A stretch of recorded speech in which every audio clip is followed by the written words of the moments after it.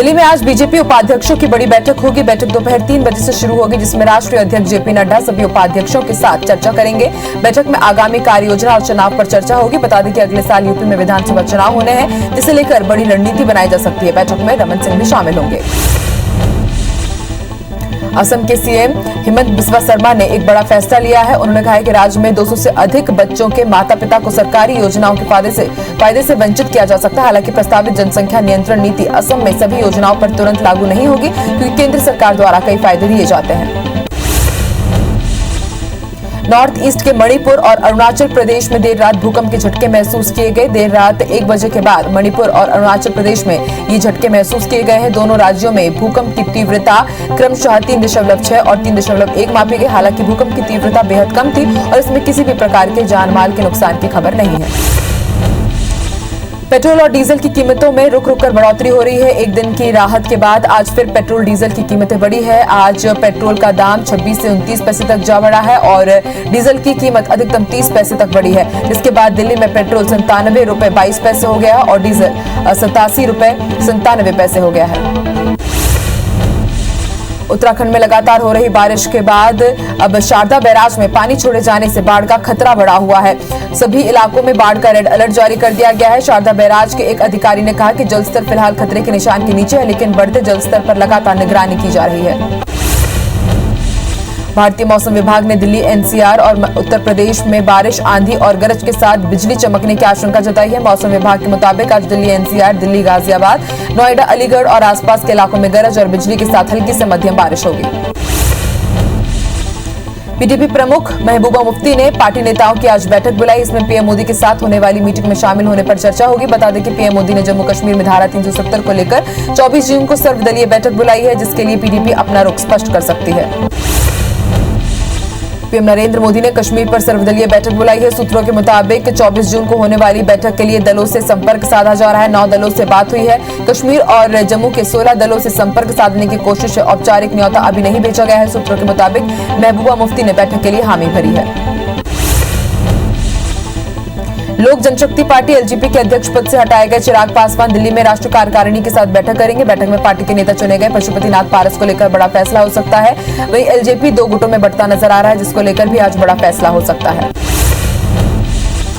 कांग्रेस सांसद शशि थरूर की अध्यक्षता वाली संसदीय स्थायी समिति ने शनिवार को फेसबुक की एक अर्जी पर जोरदार फटकार लगाई है। फेसबुक के अधिकारियों ने कंपनी की कोविड पॉलिसी का हवाला देते हुए अगली पेशी में फिजिकली शामिल होने की जगह वर्चुअली आने का अनुरोध किया।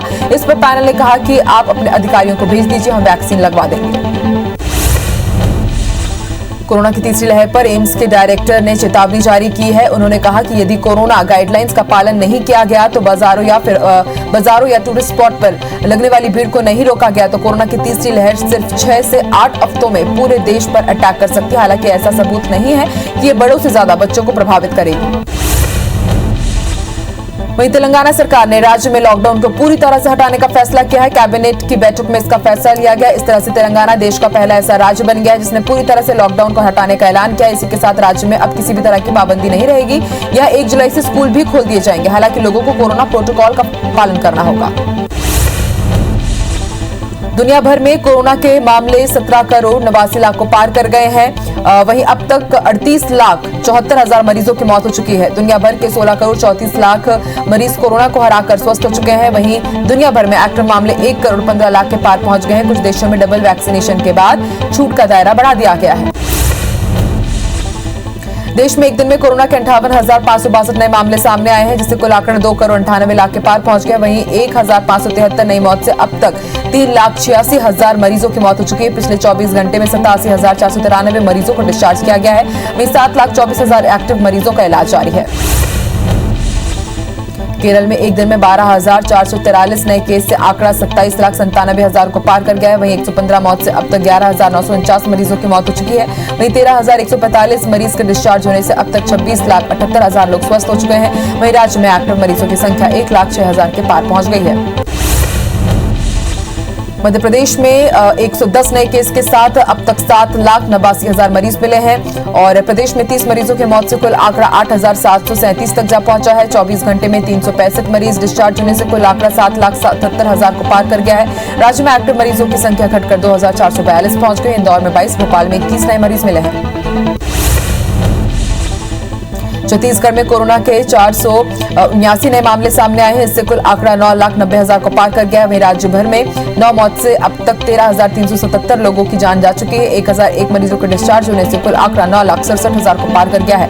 एक्टिव मरीजों की संख्या घटकर 9,531 तक जा पहुंची है। मध्य प्रदेश में कल से वैक्सीनेशन महाअभियान में भोपाल में 850 सेंटर बनाए गए हैं। इसमें करीब 7,000 कर्मचारियों की ड्यूटी लगाई गई है। धर्मगुरु, स्पोर्ट्स पर्सन और प्रतिनिधियों को कर्फ्यू से छूट दे दी गई है ताकि वे वैक्सीनेशन के लिए लोगों को प्रेरित कर सके। वैक्सीन सर्टिफिकेट दिखाने पर 15 रेस्टोरेंट्स के सभी आउटलेट पर 10 से 15% तक की छूट भी मिलेगी। राजधानी रायपुर में संडे लॉकडाउन में आज से राहत दे दी गई है। आज दोपहर 2 बजे तक मार्केट खुला रहेगा। प्रदेश भर में संक्रमण की रफ्तार धीमी पड़ गई है, जिसके चलते सभी जिलों में अब धीरे धीरे राहत दी जा रही है। संक्रमण कम हो रहा है, इसलिए रियायतें लगातार बढ़ाई जा रही हैं। मुरैना जिले के 2 दिवसीय दौरे पर पहुंचे कृषि मंत्री नरेंद्र सिंह तोमर ने पोरसा तहसील को हॉर्टिकल्चर की दृष्टि से मॉडल बनाने के लिए चयन किया है। मध्य प्रदेश में ऐसी 20 विकास खंड चिन्हित किए गए हैं जिनको हॉर्टिकल्चर के क्षेत्र में मॉडल बनाया जाएगा। कोटा विधायक रेणु जोगी ने स्वास्थ्य मंत्री टीएस सिंहदेव को पत्र लिखकर थर्ड वेव से बचने की तैयारी के लिए सुझाव दिए हैं। रेणु जोगी ने पत्र में लिखा है कि रायपुर में इमरजेंसी कोविड रिस्पांस प्लान की मद से आरटीपीसीआर टेस्ट का सेटअप लगाया जाए और ईसीआरपी मद की शेष राशि के उपयोग के लिए कार्ययोजना बनाई जाए। ऊर्जा मंत्री प्रद्युम्न सिंह तोमर अचानक रात 10 बजे भिंड पहुंच गए और रात को करीब 11 बजे शहर की गलियों में घूम घूमकर बिजली व्यवस्था का जायजा लेते नजर आए। इसके बाद उन्होंने 132 केवी सब स्टेशन का औचक निरीक्षण किया। इस दौरान बिजली विभाग के डीई भी मौके पर मौजूद रहे। बिलासपुर में वैक्सीनेशन की धीमी रफ्तार ने प्रशासन की चिंता बढ़ा दी है। वैक्सीन की पर्याप्त उपलब्धता के बावजूद जिले में वैक्सीनेशन की दर काफी कम है, जिसे लेकर अब स्वास्थ्य विभाग ने शहरी क्षेत्रों में वार्ड पार्षद और ग्रामीण क्षेत्रों में सरपंचों और पंच की मदद मांगी है। स्वच्छता में नंबर 1 इंदौर और वैक्सीनेशन अभियान में भी नंबर 1 आने की तैयारी कर रहे हैं। इंदौर में एक दिन में 2 लाख लोगों को वैक्सीन लगाने का टारगेट तय किया गया है। इसे लेकर कलेक्टर ने कहा कि बाजारों में भी वैक्सीनेशन जरूरी है। वैक्सीन नहीं लगवाने वालों को व्यापार करने की अनुमति नहीं दी जाएगी। विदिशा का जिला प्रशासन भी हर प्रयत्न करने को तैयार है और अब जिला प्रशासन के मुख्य कलेक्टर डॉक्टर पंकज जैन ने वैक्सीन नहीं लगवाने वालों के लिए एक अलग ही अनूठा तरीका निकाल लिया है। डॉक्टर पंकज जैन खुद अपने प्रशासनिक अमले के साथ शहर की गलियों में पीले चावल लेकर के गए और सभी को पीले चावल देकर वैक्सीनेशन के लिए आमंत्रित किया।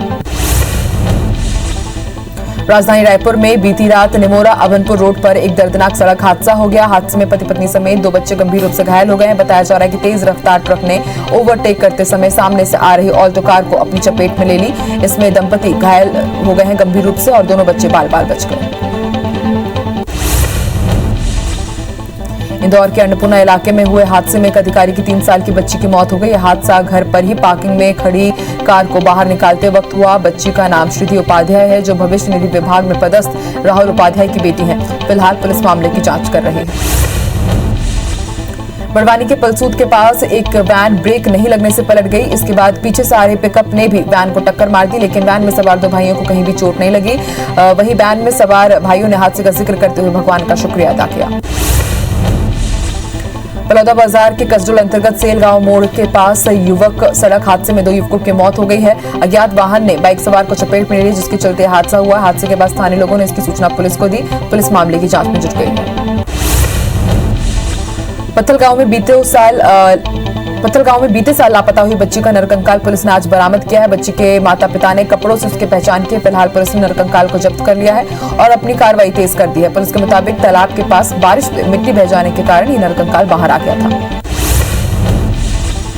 विदिशा के कुरवई में एक महिला ने अपने 8 साल के बच्चे के साथ जहर खा लिया, जिससे दोनों की ही मौत हो गई। फिलहाल पुलिस मामले की जांच कर रही है। टीआई के मुताबिक पूजा लोधी और उसका बेटा हेमंत मृत हालत में घर में पड़े हुए थे। टीआई ने कहा कि पोस्टमार्टम के बाद ही मौत के सही कारणों का पता चल पाएगा। श्रीखदान पुलिस ने रेशमा जोशी हत्या केस में उसके प्रेमी को पकड़ लिया है। वही कातिल निकला है। रेशमा का अकरजन के शादीशुदा दयाराम से प्रेम संबंध था। रेशमा दयाराम को अपनी पत्नी बनाकर रखने की धमकी दे रहा था। दयाराम ने 15 जून को उसकी गला दबाकर हत्या कर दी थी। 18 जून को मुंहडबरी मार्ग स्थित नाले में बोरी में बंद रेशमा की लाश मिली थी। जांजगीर चांपा की सारा गांव पुलिस ने रुपेश यादव हत्या मामले में 4 आरोपियों को गिरफ्तार किया है। पुलिस के मुताबिक आरोपी की पत्नी से युवक का अवैध संबंध होने की वजह से हत्या की वारदात को अंजाम दिया गया।